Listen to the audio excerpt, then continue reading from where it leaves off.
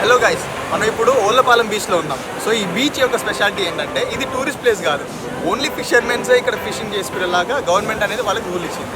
So మనము ఇక్కడికి ధైర్యం చేసి వచ్చామన్నమాట. సో మేము వచ్చేటప్పుడు కూడా వాళ్ళు మమ్మల్ని ఇక్కడికి రావద్దు అని చెప్పారు. బట్ మేము వాళ్ళని రిక్వెస్ట్ చేసి జస్ట్ మన కోసం మన ఛానల్లో సో మన సబ్స్క్రైబర్స్కి చూపించడానికి కోసం మనం చేసామన్నమాట.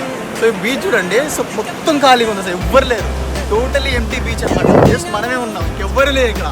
లోపలికి వెళ్ళి ట్రై చేద్దాము, నాకు భయం వేస్తుంది, బట్ ఆల్సో మనం వెళ్దాం. సో ఇక్కడ దాకా ఏం లేదు, కానీ ఇక్కడ కదా అక్కడి నుంచి కొంచెం లోతుంది. ఆల్రెడీ మా తమ్ముడు వెళ్ళాడు అనమాట. తమ్ముడు వెళ్ళి అక్కడ ఇంటిపోయాడు నార్మల్గా, ఆ తర్వాత గుర్తుకొచ్చాం.